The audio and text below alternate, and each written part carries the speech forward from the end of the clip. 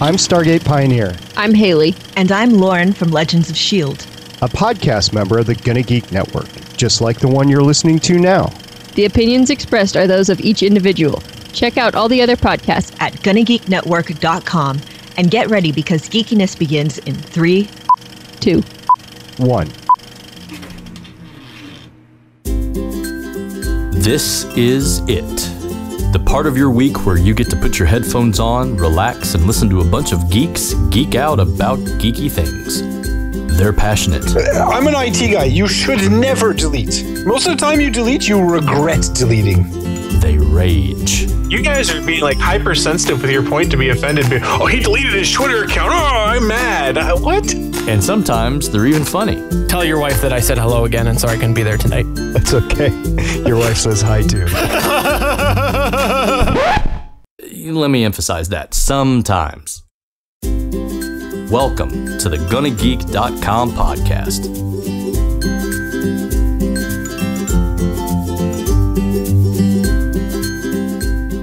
Hello and welcome to episode 107 of the GonnaGeek.com podcast. We are once again here live every Tuesday at 5:45 p.m. Pacific time. That's 8:45 p.m. Eastern Standard Time. You can find us at GonnaGeek.com/live. There's a chat room there. You can check us out, participate, heckle us, and do all the other things that they do in the chat room that you'll have to show up to find out about. But we are here tonight with the full crew, Stargate Pioneer. Hey, what's up, guys? Hey. We have JS as well. Hey, what's up, everybody?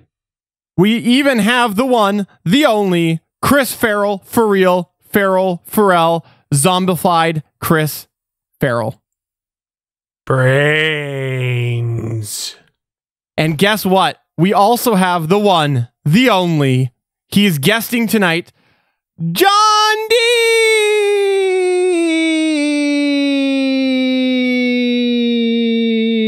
Okay. How long were you going to hold that note for? Yeah, it's crazy. I get single again, and right away I can be on the cast. Okay, new piece of information about John. Shall we do the Know Your Geek? Here we go. No, we're not going to do that. But oh, wow, learned that something new. Welcome, John. Welcome. All right. Hey, John, is your hand sore now? Oh, no. Not yet. You did not go there. On it, though. I'm working on it. Working on your wrist? He's got to get that endurance back up. Do you see the bottom of this body right now? I always don't want to. No. I was going to say, the only time I see the bottom of your body is in my dreams.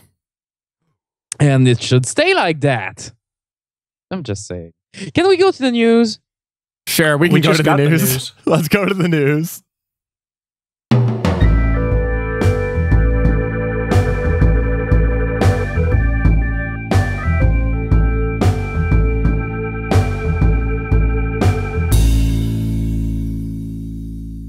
JS, FYI, after you made that joke that one time, I can never play that bump without picturing you stripping. I just can't do it. That is so porny. It's crazy. And no, that's not the porn bump. It doesn't beat porn song. The porn song is the best bump we have. There is a porn bump, but I believe that was retired at episode 99 was the last debut of that. Maybe I can dig it out, dust it off. Like Chris's Love Life. You can only play it like X amount of times before the copyright kicks in. No. There's one that we chanted porn to. I just can't remember what that was. Oh, that's right. Porn. Oh, no. No.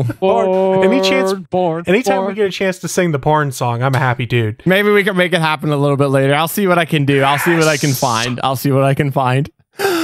But we're going to go ahead and I'll start off with the news this week. Why am I going to start off with the news this week? Well, it's quite simple. Because JS, myself, and John all hate you, SP, and Chris. You guys suck.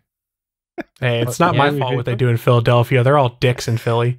One of my coworkers is actually from Philadelphia, and he's like, hey, Don't. We actually had a right. If they're going to leave some junk on the side of the road, it is our duty to dispose of it properly.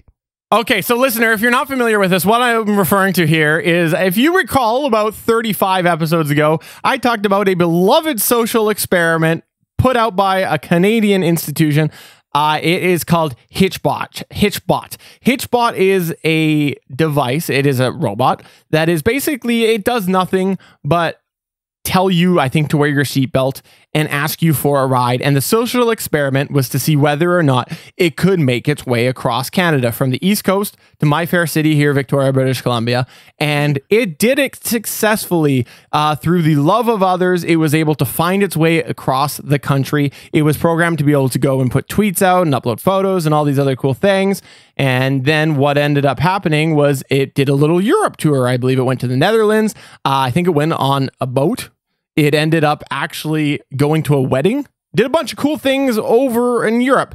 So then they go, let's go to the next logical step, which is see if it can make its way across America. Now, as you might think, us Canadians up here, we're perfectly nice. We're all great individuals. Well, I will tell you that there was much judgment going on, and I admit that. Even on the local radio station that I listened to, they were judging the fact that it would see its demise in the States. And that's what happened. Yes, because their question is, can you frack it? So once you tried that, that's the end. The robot dies. So yeah, so it ended up making its way to Philly and then was vandalized, and they were sent a photo of it completely ruined. It was destroyed. It was beheaded. They beheaded that sucker. 2 notes on that, though, guys. Number one, if they're smart, they never would have taken that through Philadelphia to begin with. Let's be honest. Agreed. Let's be honest. No, but here's the thing, though. Chris, let me interrupt you, because they don't choose the mission, right? It's somebody else's fault down there for bringing it through Philly. Enough.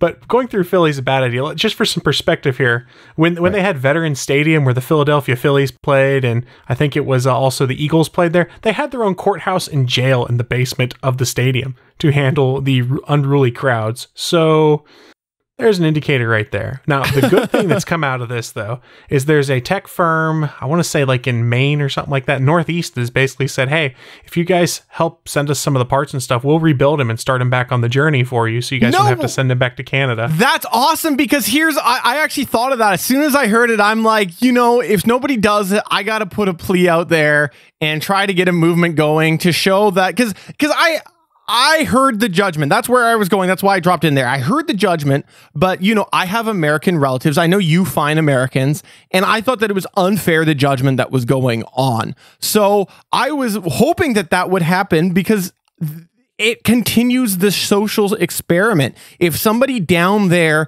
can find Hitchbot, repair Hitchbot, of course they're going to have to make a phone call to the people who created Hitchbot to be like, hey, how do we program your Twitter password in here, right? What is your Twitter password, right? But that would be a great turn to the social experiment. So I really hope that happens, and I think that would be awesome. And honestly, it would just be a laugh in a bunch of Canadians' faces who were unfairly judgmental.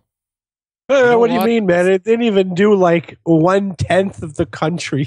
I know, but that's the problem. Is you're sitting there and you're saying that everybody, you're basically assuming that there are no good people in the States when you judge it like that, because it could have been passed. It could have been passed from people like Chris. It's a numbers game. To SP to another Chris. There's as many good people as there's bad people, give or take. I'm sure. But the problem is there's so many of them. The ratio is the same, give or take. Especially the ratio is the same, but it's the density of population. I still have faith that this can make a recovery. Just the 3 states or 4 states that it's passed through, I think it's 4, had more population than all of our country. Yeah, right? But there's also the good people that can step in. Yeah, but then you're hitting rural. You're like the rurals. I mean, let's be honest. Rural roads are going to be more friendly that's also going to stay in the same vehicle for a longer period of time, where in a city, it's probably going to get into a vehicle and come out of a vehicle, and it's going to see a lot of people. A lot of people are going to see it. Compared to where in Canada, I mean, let's be honest, it probably was in the same vehicle across Saskatchewan or Winnipeg. Okay, fair enough. Fair enough. Right? I don't think that thing even stopped, or if they did, they stopped to just take pictures at like sites. That's what I'm trying to say. I'm trying to say that it's probably seen such a wide number of population that statistically speaking, you're increasing your odds of it being damaged. You know what? At this point, somebody needs to find him, send him to SP. So SP is going to give him a shiny new camera, probably a way better mic, brand new console. Then send it. I'll just give him my old He's stuff. Still broadcasting. My junky stuff send it to Chris, and Chris is gonna bring him to Hot Topic, and is gonna buy him some Funko Pops and stuff. Hey, get some everyone bling. Everyone would love to see that Hitchbot with some cool Funkos riding with him. SP would be like, yeah, you can have my junk. Here's my X1822. So going back a second, I talked about the people that were offering to rebuild it. It's a group called The Hacktory. So if you go to thehacktory.org, you can find out some stuff. They posted a blog entry saying they were saddened, but maybe not very surprised to hear that the beloved Hitchbot was destroyed in its stay in Philly. They did say at this moment, if we get the okay from the creators to repair or replace the needed parts for Hitchbot, we'll be happy to do so. If not, we understand, and we may just build ourselves a Hitchbot 2 to send along on its journey. But seriously though, Chris, I'm so excited for this. That is exactly the news that I absolutely wanted to hear. And I really hope it happens because, like I said, it would just be a big FU to a bunch of people. And, we'll see who repairs it the next time that it gets broken. I've got more more breaking news on it. All right, go ahead. More breaking news. As of 4:15 today, the guys at the Hacktory had spoken to the Hackbot Philly Kickstarter campaign, who was trying to raise money to bring things back. They said the Canadian creators of the project are still figuring out what to do and will be in touch about next steps. But in the meantime, they've asked all fundraising efforts be put on hold. So it looks like they might be trying to make some kind of arrangement to get Hitchbot started back up again. And it sounds like the good people of Philadelphia, at least some of them, have started up a Kickstarter campaign to do that. They asked for $4,000. They've raised over $900 already since it went up. Do we know if they've actually located Hitchbot yet? I thought they had. Okay. I thought they had it. I thought it was still broadcasting. It was just completely wrecked. I know that it sent out a final tweet that basically said it was destroyed. Now, I don't know if that's the creators. They got the picture, the image, and they posted that, or if it was programmed like when disconnect, send this tweet, right? It's possible. So I also will say I got the facts mistaken, or the article needed to be updated. The Philadelphia Rebuilds Hitchbot Kickstarter campaign had raised almost $5,000 by the time it was closed by request of the creators. So it looks like there's a lot of people that are interested in getting Hitchbot restarted again, and hopefully once the developers and the inventors up in Canada figure out what they want to do, they can reopen this Kickstarter, and the people of Philadelphia can help fix it, because it seems like there was a lot of people that were interested. Wouldn't it be funny if the Canadian creators ended up being like, yeah, it's done, we're not going to do it? That would be the biggest turn in the social experiment, the fact that the creators were like, nah, we give up, just like we do with everything else in Canada. Canadian quitting. Big news there. Big news. We've been talking about Hitchbot for 10 minutes for real. It's an awesome thing. Come on. It's a pretty cool experiment. And I just swore on the cast. I will say, looking at this closed Kickstarter campaign, there were $1,000 reward perks. They had 2 backers at the $1,000 level for fixing Hitchbot. That's awesome. That's very cool. Yeah. Very cool. But we'd love to know what you have to say, listener. If you do want to go ahead and chime in, you can do it through a variety of ways. You can contact us at GonnaGeek.com. You can find us on Twitter at GonnaGeek.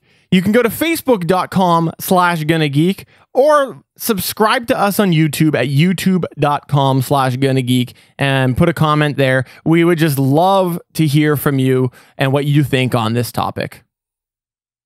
So chime in. Let's go ahead and move on into SP's news. SP, what do you got going on? Oh, I got a 2-4 for you tonight. First of all, Buzz Aldrin's been tweeting a ton lately. He's the second person to walk on the moon. No big name there.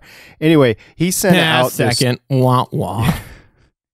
Well, the first guy passed away a few years ago, so he's the only first remaining crew member that's from Apollo 11 that's walked on the moon.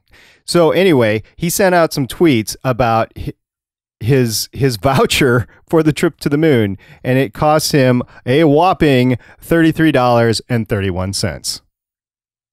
Or that's what he claimed on the voucher. Did you also see that the piece of moon rock they gave to the Swedes is actually not a piece of the moon? That's awesome. Are you serious? I didn't read that. That's hilarious. So some geo something some it was in a museum. And they looked at the rock and they're like, yeah, that's not a piece of rock. I'm telling you. And they're like, whatever, it's a piece of rock. The US gave it to us. He's like, look, I'm a doctor in rocks. Geology. Yeah, and he's I'm telling you, that's not a moon rock. You should get it tested. It's actually a fossilized piece of wood. So they're investigating to know what happened. It might have been stolen. Yeah, it was insured for $338,000. So everybody knows that Stanley Kubrick directed Walking on the Moon. Come on, know your movie making. Yes, it did. I mean that's been debunked and rebunked and debunked and rebunked and then debunked. Oh, if you want to see documentaries on that on the internet, there is millions of them bunking it and debunking it the way you want. I mean, it's crazy. So back to the news at hand, though. I actually read the article, and yeah, the $30 was basically out of pocket expenses. That was for ground travel in Houston. About 100 miles on a rental car, not in Houston, in Florida. Oh, was it Florida? Yep, it was Cape Canaveral. Yeah. Okay. Yeah, the travel voucher reads Houston to Cape Canaveral on a government plane, from Cape Canaveral to the moon via government spacecraft, from the moon to the Pacific Ocean on government spacecraft, and a government ship from the Pacific Ocean to Hawaii, and then from Hawaii back to Houston on government plane. And I also was reading the docs, and I thought it was funny that I didn't know this, but when they got back to the States, they had to declare their moon rocks and their moon dust or whatever on the customs form. That was awesome. The custom form. They were also putting, I've lost the isolation when they came back too. Because they didn't want any moon viruses to get us. Which is funny because Aldrin has a quote in there that he thought it was funny, the fact that they the wet towels that they wiped them down with when they got back were thrown in the ocean. So they're basically, it's a total premise of a zombie apocalypse. No, it's from This is just an Agents of excuse S.H.I.E.L.D. to put that zombie picture up, isn't it? Yeah, I should totally do that.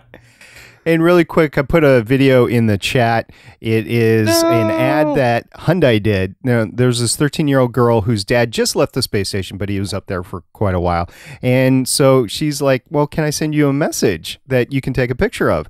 And so Hyundai actually went out. They've got, I don't know, 15 cars or 12 cars or whatever it was. And they wrote a message in the sand, and using all these cars using computer guided navigation, and it just looks really neat, really cute thing that Hyundai did. Of course, it's a stunt, by Hyundais, but it's pretty cool. So go check that out. It's Hyundai Schmundai. That's what I say. It's Hyundai. It's not Hyundai. Hyundai Schmundai. Then only on Sunday. Does the station actually fly over it? Does he actually? And the guy took a picture. At the end of the video, you'll see him taking a picture, and you'll see the picture on the screen. Yeah, it's a shame they put so much money in trying to write somebody's space message, but they can't get the bumper to stay on the car. That's funny. That's kind of true. All right, well, what do we got going on next in the news there? John, what do you got? I'm the only person excited in the world because there's a new Fantastic Four movie by Josh Trank coming out this weekend. And I wanted to kind of touch base with you guys, see where everybody is on the train. I know that in the Marvel universe, they're gonna have to watch it. So I guess, are you watching it for Legends of Kaylee Shield? hasn't put it on the schedule yet, as far as I know. Ooh, ouch! Yeah, there you go. It's being snubbed. It's being snubbed. I know Rightfully Chris is so, already is already like putting his shoes to go in line after this cast. So Yeah. I'm in line right now. This is all just CGI. Amazing CGI too. Amazing. Yeah, I know, right? That is pretty good. That's pretty But good. You should get a job. They've been releasing a couple of trailers this week, and I keep thinking that this movie looks great. I know everybody. It seems to be the good thing to hate this movie right now, even if it's not out yet. But I think it looks like a good Fantastic Four movie. It looks way better than what we got, and I'm interested to see what the take is. So it's always a bad sign when one of the stars of the movie comes out and says critics aren't going to like this movie, which just happened today. Miles Teller came out and said critics aren't going to like this movie because we tried to do something different, which to me sounds like we did something that's not quite like a superhero movie and kind of mucked things up. So we've got to cover our ass. And the thing I'll also say is, as of our recording of this on the 4th at 9:15 p.m., it is sitting at 20% on Rotten Tomatoes. I was just going to say, I don't care what the critics say. I want to know what Rotten Tomatoes say, because Rotten Tomatoes has 20%.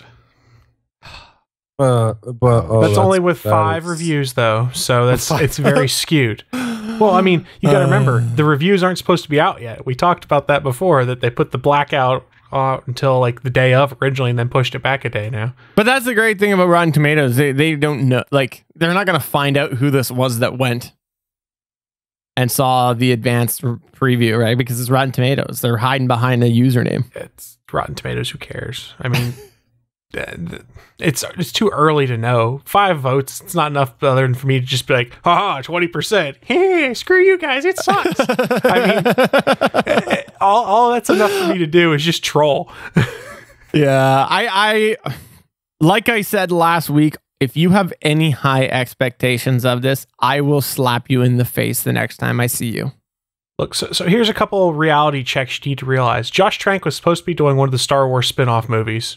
After his Fantastic Four experience, Lucas pulled that offer. He's no longer doing a Fantastic Four movie. There's also the fact there were numerous reshoots and production troubles that came out of that movie. Those are generally all indicators it's probably not going to be good. That being said, I hope I'm wrong. I hope I come on and a year from now when I actually see it and I eat crow for saying that it was going to be a terrible movie. But at this point, I don't care until it's on Netflix, really. Did you say a year from now? Am I finally going to have company in the year-long later review? Well, let's be honest. Does anyone... All right, other than John, is anyone else really stoked to go see Fantastic Four right now? I can't wait to see it on DVD. Oh, wait. Sorry. Netflix. Yeah. Netflix. I would rather go see Mission Impossible this weekend because I haven't gotten that one yet. You should go see Mission Impossible. Which supposedly is a bromance between... two characters. It's got really good reviews online too. I've heard good things. Rotten Tomato gives it 93%. Nice. Yes, and it's worth it. It's really worth it.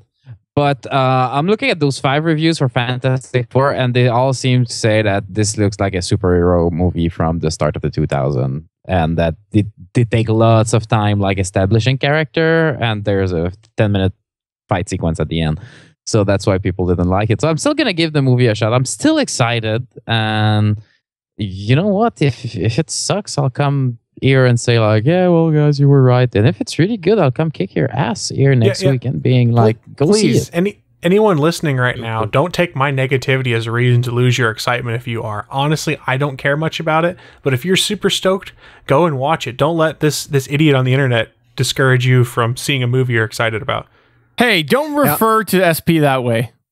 Now, I heard on ATGN that the venerable Anthony Bachman, who has a streak of seeing all of the Marvel-related movies that have come out since his birth on their opening day, is planning on surviving this one by drinking heavily right beforehand. So, there you go. Seriously? I missed that. That's awesome. It's actually his plan because for those that aren't familiar, Anthony Bachman is currently doing the Captain America challenge, as he calls it, where he is getting himself in the right shape to be Captain America for Halloween.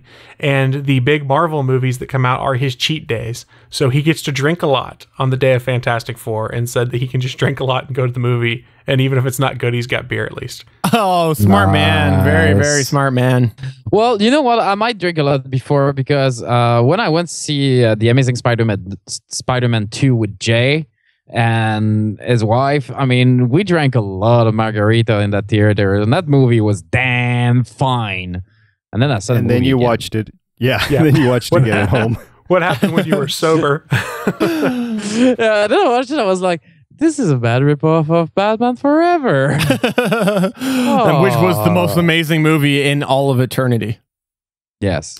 No, Batman and Robin. Even the positive reviews. Holy moly! Really? Well, I didn't catch that, JS. Well, it's trying to be apologetic. It's the guy's like, wow, it's had such bad, face of all this bad buzz. It's still an okay cartoonish throwback to more simple comic book movies. That sounds like Captain America, the original release in 1990. Do you remember when we did that on Fanboy Buzz? That was fun. I do. That was a ton of fun. Oh, that was a horrible movie. But I have a hankering to go watch it now. You can watch that by yourself. This can't be as bad as Battlefield Earth, and I've seen Battlefield Earth. Oh, God. Yeah, that's a good point. That's bad. Sorry, so what's LRH. our segment this week? Yeah. Battlefield Earth, that's our segment. Yeah. No. Pass. Yes. Battlefield Earth, the segment. What? We're going Scientology now? See what happened when I leave? See, that's why I need to come back from time to time. I leave a couple of weeks, and now you're all into like churches and stuff. Hail Xenu. Chris, what do you got going on for your news this week? So this is an interesting news story I saw on Wired. It's also a little concerning also. Did you guys hear about how the current Jeep Cherokees can be hacked? Yes, I did. Yeah, so here's the scary aspect of it. There's two white hat hackers by the name of Charlie Miller and Chris Valasek who have discovered the zero-day exploit that basically allows you to go in through the entertainment center or the entertainment console within the Jeep and take over various things, be it, I don't know, the radio, the headlights, the air conditioning. Oh yeah, and things like steering and brakes and transmissions. And the way this is possible is because a lot of these Jeep Cherokees have Sprint cellular modems in the back of them, so they can be always connected to the internet and provide you with a Wi-Fi hotspot. And it's not secure, so anyone on the Sprint network can hack these things if they have the right code. And go ahead. No, I was going to say, and the thing is, they ended up finding a volunteer who's actually been has a history with these hackers on showing these exposures. And they had him go out and they said, trust us, you'll be safe, blah, blah, blah, blah, blah, blah, blah. Yeah, I know where you're going. I have severe issue with what happened here. And they really took him for a loop. Like, it's very scary. What they ended up doing, I think they cut stuff on the highway. To me, it was unsafe what they did. And really, the guy should have lost trust in these hackers, but regardless, it was a testimony for how bad this exposure can be.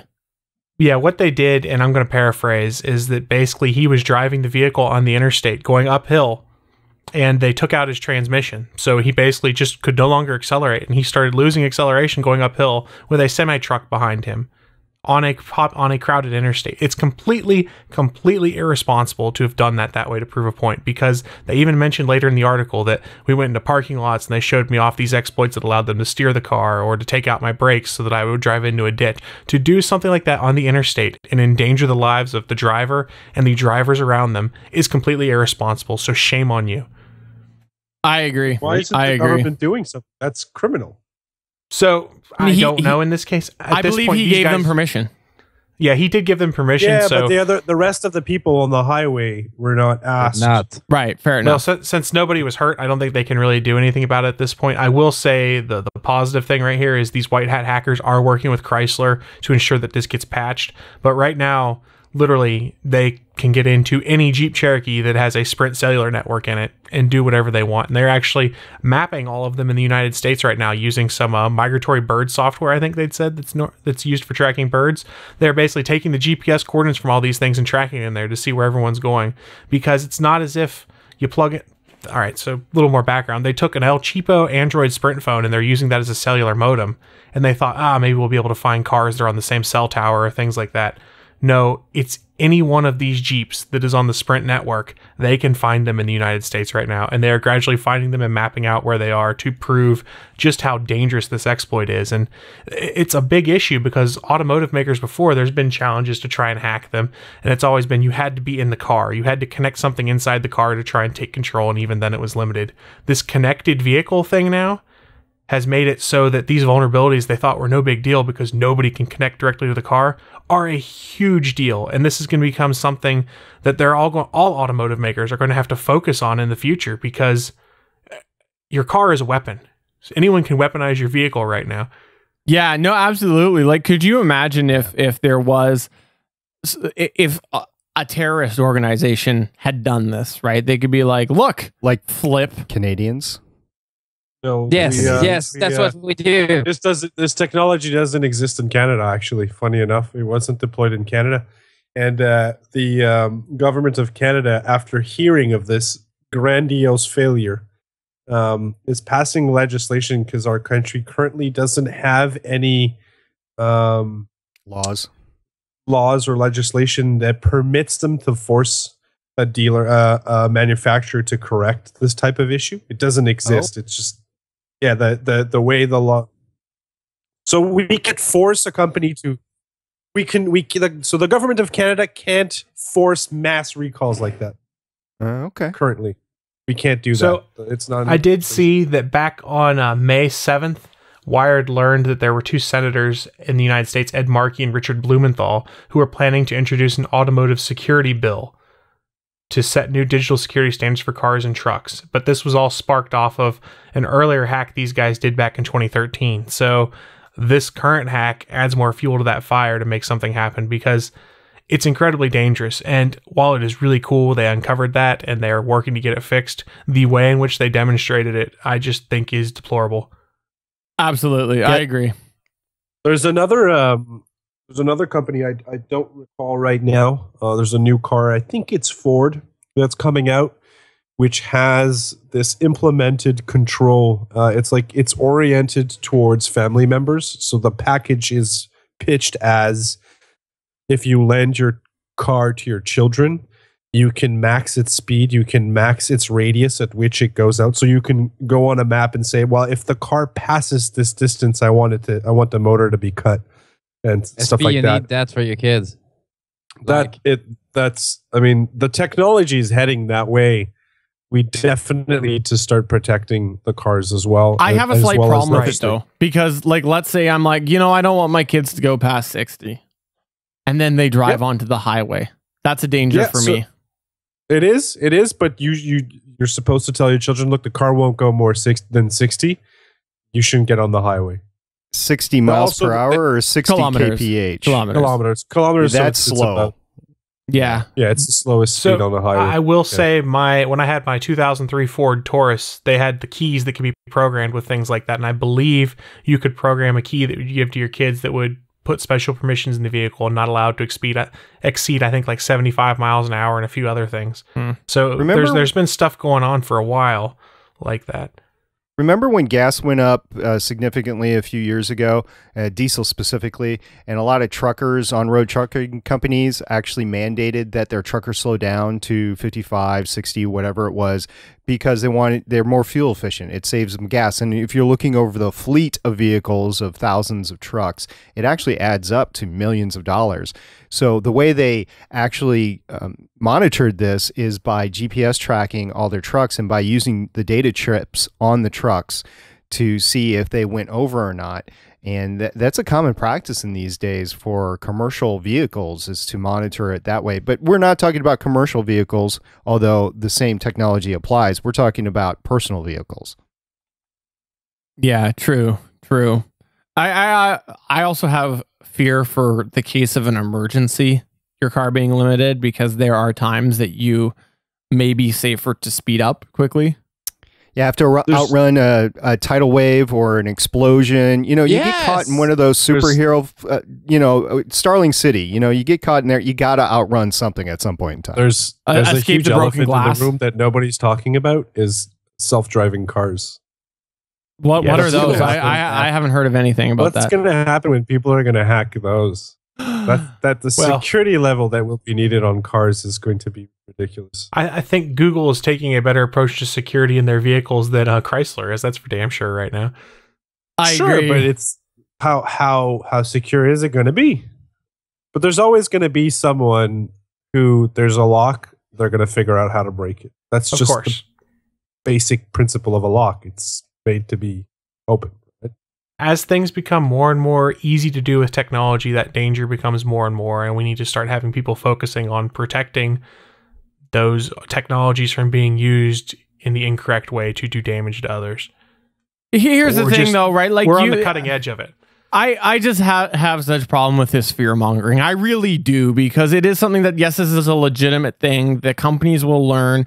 And yes, whenever there's technology, there will be problems. So that's the nature of our society, where we're going. You know, since they first put a computer in a car, that's where we've been going. So yes, there is exposures, but there always has been and always will be. As long as we're preventative and we don't just put a car out there and go, oh, yeah, we didn't think about that. That's all I'm saying. That somebody needs to plan ahead. Actually, I think people have been thinking about this for a while. I think this is just coming into the public mindset because of what happened with the Jeeps, but it has been an consideration in developing the self-driving cars. If cars are going to be talking to each other to expedite the mode of traffic in high density areas like Houston, DC, New York, Boston, Hawaii, even the most congested highway I've ever been on is H1 in Hawaii. It's impossible. It takes you 3 hours to go 3 miles. So the Googles, the Tesla, whoever's developing these self-driving cars, it has been a consideration. And if you're going to network them, absolutely. So far, the focus until very recently was just onboard sensors, but now you're getting into networking. So we'll see. And we do have a guest in the chat who is making a comment, and they say... Okay, so there's a guest in the chat that said, guest 680, damn, I'm going to get me an old steel Pontiac now. Yeah, you should do that anyway. What's your point? That's what I'm saying. 65 GTO. Woohoo! Woo-woo! Yes. Whoop, whoop. Yes. Whoop. All right, well, I guess that's going to go ahead and work us towards the end of the news. Should we go ahead? I got one last thing I just saw if you guys want it real quick. All right, that's going to go ahead and work us towards the end of the news. Here's the next segment, which is News Plus. I just saw this pop up on my Twitter feed and I had to share it. J.J. Abrams has been talking about stuff he's doing for Star Wars 7, and he's talking about running time. He goes, well, right now it's between 1.5 hours and 4 hours. Peter Jackson keeps calling and saying make it 4 hours. But a couple of little nuggets that came out of this interview, he said the 1978 Star Wars Holiday Special is in fact canon. Oh no! Hopefully they will do a re-release. Yes. And then the thing is so terrible. Laugh. It's the most terrible TV I've ever seen. It's so bad. There's a reason. So there's a reason I've refused to ever watch it. And then MTV was asking him in the interview. They said, "Does anyone ever mention midi-chlorians in the movie?" And J.J. Abrams said, "In the movie, no." So there will be no midi-chlorians in Star Wars Episode 7. Darn. But the trade-off is the holiday specials canon, and I figured we had to laugh about that. That's okay. I can handle that. No, it's not okay. No, it's terrible. Have you watched it? It's not good. No, I refuse to. That's a joke. Come on. Yeah, it has to be a joke. How fantastic would be a 4-hour movie? That would be amazing. It'd be Peter Jackson-esque. Well, yeah, if you do it like Peter Jackson, I mean, how long does it take you to walk from planet to planet in space? Same. That's true. That's true. Lots of walking. Lots of walking. Maybe we can see them do their exercise, get on a treadmill or something. Space treadmill. So I apologize for taking over the news at the end, but I thought that had to be shared with our audience and ourselves. That's awesome. It was breaking news. Well, let's go ahead and move in to the next segment, which is actually some geek back.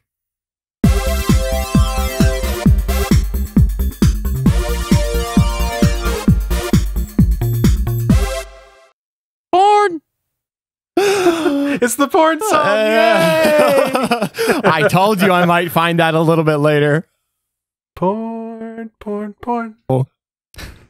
All right, listener, you may recall on the show a while ago, we had somebody named Neil. Neil isn't witty. He also goes by the name Nelly. Nelly sent us a little message today, and Nelly said, this is, I believe his exact words were, great counter to JS's and nobody in the industry uses Mac. And that was his quote. And what this is it was announced that IBM has decided to do a bulk buy of 200,000 Macs, which is 2/3 of their staffing level. And it is something that this now makes them the biggest Mac corporate user. And I think that it's a very interesting situation that IBM and Apple were so head to head for so long. And now look at this lovely relationship that they've got. And I know why. My guess on why IBM is doing this is because they've been really anti-Microsoft for a long time now. Like, my understanding was they started to pull off a lot of Microsoft software on some of their staff systems and things like that. And they were trying and piloting a bunch of different OSs and things like that over the years. But that's what I've heard through the grapevine. But regardless, 200,000 Macs going the way of IBM, the folks who hated Mac. What do you think of that there, SP? You know, you got a lot of Macs out there. My son just got one. They just cost too much. I got the equivalent laptop for a third of the price, actually less than a third of the price with the Intel, with the Windows. So, like, yeah, they're great machines, but I can't afford $4,000 for a laptop. It's just not happening. Yeah, and that's actually that whole exactly point there that you've got there has something that's been kind of coming to the forefront again with the launch of Windows 10, because there's all these people who are like, oh, wow, why would I come back to Windows when you're going to charge me $109 for the OS? Do you see what Apple charges? Well, no, what you're not realizing is up front, you're paying for the fact that you will get a cheap OS upgrade down the road. In fact, you're paying like 5, 6, 7, 8 times as much. So, yes, that's a very valid point. Windows 10's the shift to Windows as a service. You pay for it up front, or you get your free upgrade in year one, and you're paid up forever, and you get the updates, is my current understanding of how the OS of Windows 10 works. You're going to need to pay for major patches down the line, or not patches. They're not going to call them patches. They're going to call major upgrade. It'll be your service packs they'll probably end up charging for. But, you know, Apple used to do the same thing. It would be, you got to pay $10 to upgrade to the new version of Mac OS. Hell, they even did it with iOS when you're talking iPods for a while. It used to be, if you want the new version of iOS, it's free for your iPhones. But if you have an iPod, get ready to pay $10. So it's not unheard of. It is what it is. Yeah. JS, what's your thoughts on that? Because this comment from Neil was directed at you. Well, I mean, they're definitely not going to buy machines from Lenovo. They sold to them. They're not going to sell something to someone and then buy stuff from them. It's counterproductive. Who else could they buy computers from? I don't see why you would migrate. That's such a huge infrastructure. The cost of just migrating is, wow. I can't even think about how much it's going to cost them to just re-educate their whole staff. The tech staff completely needs to change. Probably not completely. The question is, how many of those guys are going to be running Mac hardware and then virtual machines of Windows or separate Windows instances on there? They're going to parallel. That's for sure. Because in the development world, you got to work Windows. You have to be able to do that because there's so much Windows stuff out there. So they're going to be running dual boot and stuff like that on the Mac hardware. And I think we can all admit the Mac hardware, while it's costly, is not bad. Well, I think the Mac hardware is exactly Intel hardware. They use Intel chips now. Yeah. It's I mean, you're not getting different hardware. That's 1990s. That doesn't exist anymore. Well, okay, so the batteries last longer. They come with SSDs, I believe. I don't think any of them come with mechanical hard drives. So I would say it's a step up. Laptops come with SSDs as well, and batteries. I mean, if you're buying a computer at Future Shop, you're not buying you're not shopping right. You're gonna buy your fridge at Future Shop. You're gonna buy your dishwasher at Future Shop. If you're buying your stuff at Future Shop right now, you're living in the past because Future Shop doesn't exist anymore. Fine. All right. Actually, downtown here, the only thing they did is that they slapped a Best Buy sticker in the window and left the old Future Shop thing because they were like, this will cost thousands of dollars. Same thing with here. There's a vinyl banner out front. That's what it is. That's what it is with some signage changes on the inside. But everybody's all like, oh, we don't care about you Canadians. That's what's going on right now. They're yelling at their iPods. Is Mac has marketed so well that they've confused. I have clients call me up, go, I bought a Mac because I hear it's better. They get home and they call me nonstop. They don't understand how it works. They're confused. They think that Mac are invincible. There's no viruses. I had a client this week walk in with her Mac. She got a log me in scam. I'm going to tell you, removing a log me in scam on a Windows machine is 5 minutes. On a Mac, you pretty much, there's a lot of things you can do to clean it up. It will take you a long time. The solution on a Mac is wipe the Mac. That's the actual solution on the forums. Back up your data and wipe. Wow. So I'm saying it's marketing. They have done a great job of marketing. And there's one thing I will admit that's pretty interesting. Your Mac breaks, you bring it in, they give you a new one. That's why you're really paying 3 times the price, because you're going to do that once. Well, I think what people don't realize too is like they pick up an iPhone, and I'll disagree with anybody that says that it's not intuitive. It really is.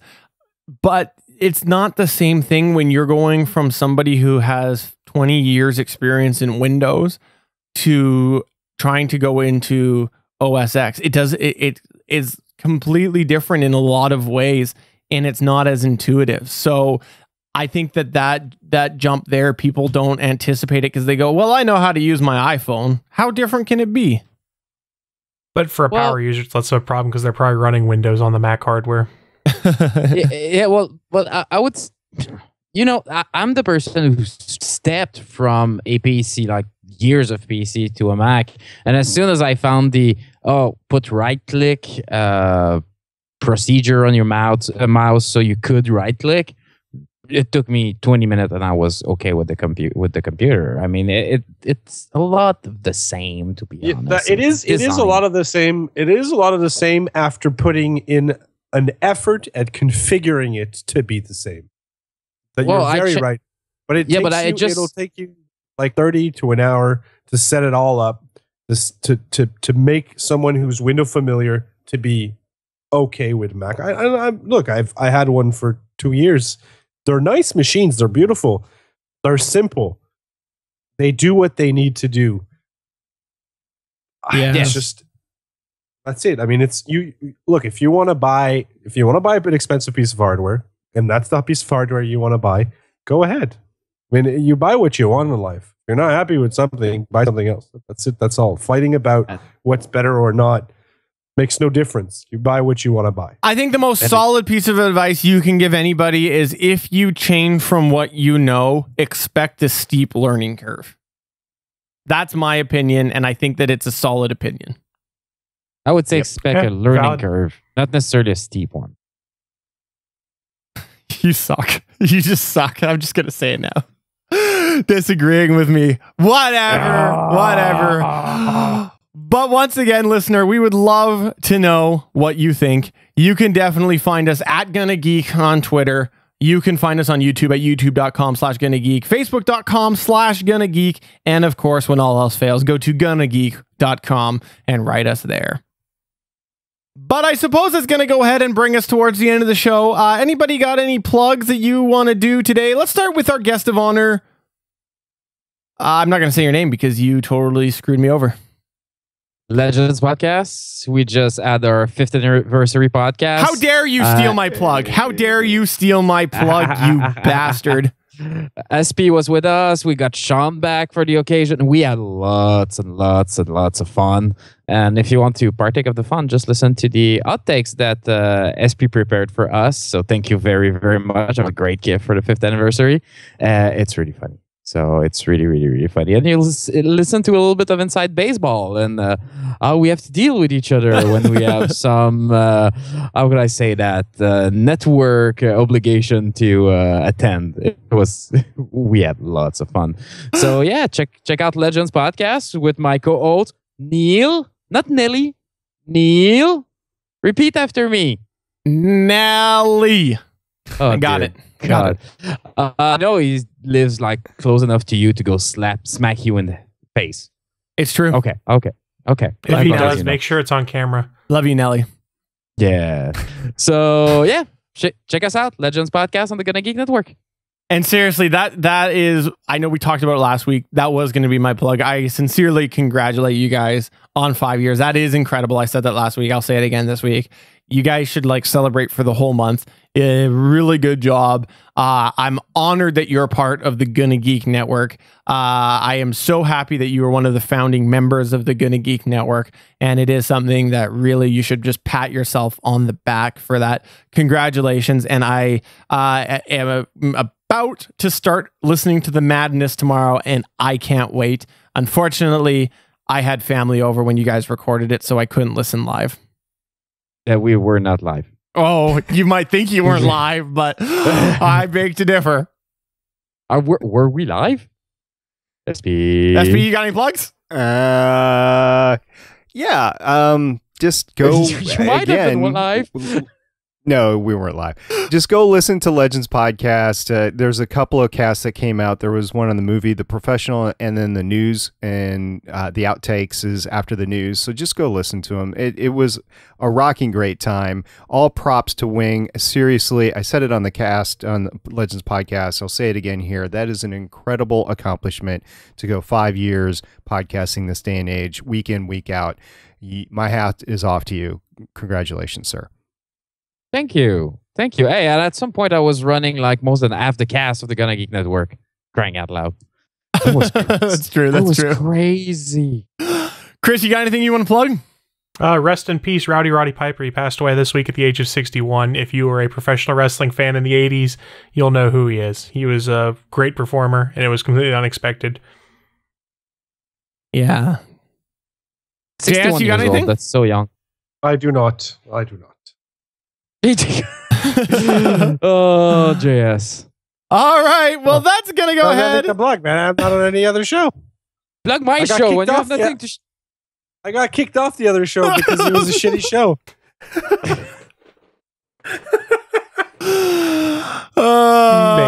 Maybe. It was 2 years ago. But JS holds a grudge. We know that. No. Kick somebody off a podcast. That's what happens. JS, you're always welcome here. And on the Fanboy Buzz when it returns. And then after episode 169, he's going to be like, yeah, we're done. That's it. We're out. You should see what other people do. Look at ATGN 170. Us 255. By the way, Chris, congrats on that too for beating the Fanboy Buzz. Finally. Way to go. Do you like how I named the episode We Beat the Buzz? I loved it. Well, that's awesome. You guys finally met your goal. So I expect you to close it down this week. Now I'm retiring. I told him I retired after we beat the Fanboy Buzz. The only way I'm coming back is if the Buzz comes back and then ATGN returns too to keep the lead. No, I'm joking. I can't quit. Doing two shows a week. All right. Well, that's going to bring us towards the end of tonight's program. For episode 107, I'm Stephen John Drew. I'm Stargate Pioneer. I'm John D. I'm Chris, and I'm not a zombie. Oh, fuck, man. I forgot about Chris. How did I forget about Chris? I'm sorry, Chris. Bye!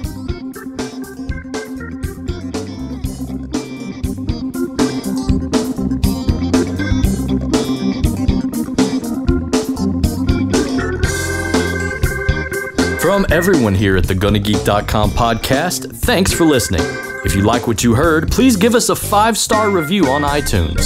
We encourage you to send your feedback by email to podcast@GonnaGeek.com.